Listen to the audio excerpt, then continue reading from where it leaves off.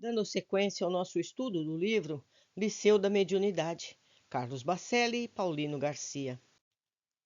Clarividência. Quando a reunião alcançou seu término, antes que o grupo se dispersasse, Dr. Odilon deixou a palavra livre para que nos manifestássemos. Adiantando-se a nós outros, Ramandes começou a descrever o que havia percebido pelas clarividências. Enquanto Estevão psicografava, disse: Notei a presença de uma luz que pairava sobre sua cabeça. Não enxerguei nenhuma forma definida, mas a luz se movimentava com suavidade e pulsava, como se estivesse a lhe penetrar o cérebro. A sua claridade aumentava e diminuía de maneira rítmica, como se estivesse coordenando a mão que escrevia. A luz a que você se refere, esclareceu o instrutor, é o amigo espiritual, habitante de outra esfera, que entre nós se apresentou através do seu corpo mental. À medida que subimos, vamos perdendo os apêndices que nos identificam, pois o espírito em si é apenas pensamento e sentimento. No grande futuro, revelaremos o que somos e seremos, reconhecidos pelas ideias e emoções que nos caracterizam. Pensaremos igual, mas não nos confundiremos. Sempre haveremos de conservar a própria identidade. Deus, por assim dizer, é o todo, porém único. Está em tudo e em todos, mas com nada e com ninguém se confunde. Alguns outros, prosseguiu Hernandes, pude ver com maior nitidez que lhe reparei os traços. Serão habitantes de outras esferas? Com certeza, respondeu o mentor. Muitas entidades, quando descem até o nosso habitat, como que se tangibilizam, ou seja, tomam a sua antiga forma. Interessante, detalhou o vidente. Estou até com receio de falar, mas vi espíritos transfigurados em minúsculas estrelas, pássaros de plumagens brilhantes, notas sonoras. Notas sonoras? Apartei, não contendo curiosidade. Sim, explicou Hernandes. Acordes musicais, que inclusive cheguei a ouvir. Lembram as fontes luminosas, coloridas, cujas águas, quando jorram, obedecem à pauta de uma música clássica, como se estivessem bailando ao som de uma orquestra. Difícil, observou o Dr. Odilon, nos referirmos à vida em outras dimensões quando não temos elemento de comparação. Necessitamos ter cautela para não darmos asas excessivas à imaginação. Mas, questionei, existem entidades espirituais que se apresentam assim? Existem, Paulino, como que igualmente existem aquelas que se mostram sob formas animalescas, a visão dos deuses que nos homens primitivos adoravam, parecido com os animais e às vezes metade homem, metade animal.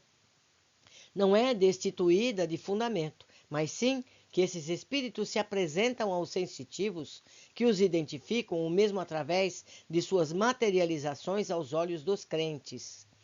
Faço eu agora uma observação. O que o Dillon está falando? Ele está dizendo que esses espíritos não são de forma animal. Eles se apresentam assim, porque os perispíritos são plásticos, eles são modeláveis pela mente. Então, esses espíritos desejam aparentar desta ou daquela forma. No caso, como ele citou, dos pássaros, não dos animais grosseiros, como foi exemplificado. Mas vamos continuar com o texto. A mitologia está repleta de verdades concernentes à vida espiritual. Ela, por assim dizer, ensinava de maneira primitiva o que hoje sabemos pelo Espiritismo. Os vários deuses eram os diversos espíritos, grande parte deles ligados aos fenômenos da natureza. Espíritos serpentes, espíritos monstros, espíritos aves, aves de rapina, insisti. Espíritos, inclusive, que moravam em determinadas árvores ou cavernas. Quer dizer que as lendas de vampiros, lobisomens, não são simples lendas, emendou o Dr. Odilon.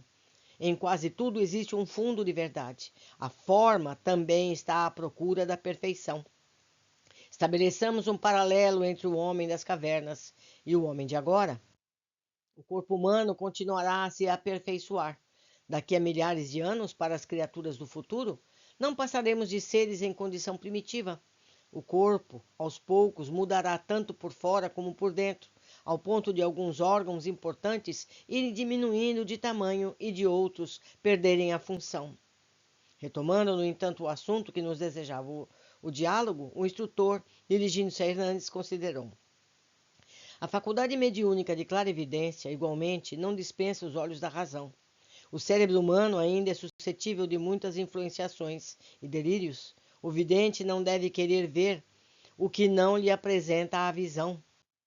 Espíritos perturbadores podem criar imagens que não correspondem à realidade.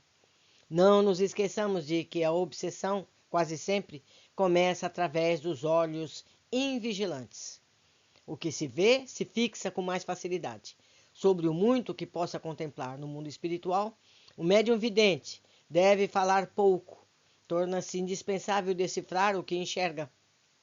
Sem dúvida, a faculdade da clarividência é a que exige uma maior discrição mediúnica. Como exercitar, com segurança, a mediunidade de evidência? Indagou o companheiro atento. Exercendo-a com responsabilidade. A clarividência é o espontâneo dos dons medianímicos. Educá-lo é direcionar-se para o bem. Na verdade, o médium vidente não enxerga com os olhos físicos, senão com as suas lentes internas. Tudo o que vemos se nos subordina à compreensão e ao conhecimento. Lucas, que até então se mantinha calado, questionou: Dr. Odilon, o mesmo raciocínio vale para a clareaudiência? O princípio é o mesmo para todas as faculdades intelectuais. O discernimento é necessário em tudo. Penetrar a essência das coisas é enxergá-las e ouvi-las com profundidade. Quem ainda não aprendeu a auscultar-se, dificilmente saberá escutar os espíritos com proveito. Há médium que apenas enxerga e ouve o que sensibiliza os interesses. O católico vê anjos com asas, o ateu registra o vazio, o espírita percebe homens fora do corpo. O tipo de alimento que ingerimos, a sua qualidade influenciam a digestão. O estômago nada tem a ver com isso. Ensinamos a uma criança que pedra é pau e pau é pedra, e ela, a inversão, não fará a menor diferença. Às vezes o rótulo não tem nada a ver com a essência. Tudo é puro convencionalismo. Sendo assim, comentou Lucas, jamais estaremos intermediando sem interferências do ego. Exatamente, disse o mentor. Estando conscientes disso, coibamos todo e qualquer exagero. Apenas os espíritos iluminados enxergam e ouvem com originalidade.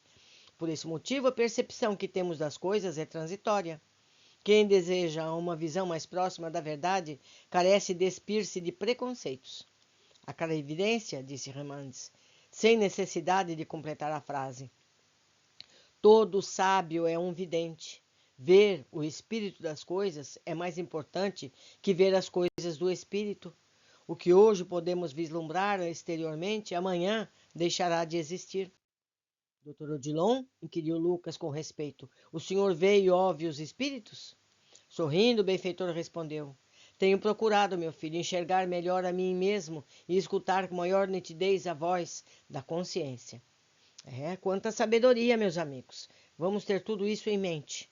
Por hoje, concluímos essa leitura. Aguardo todos na sequência deste livro. Até mais.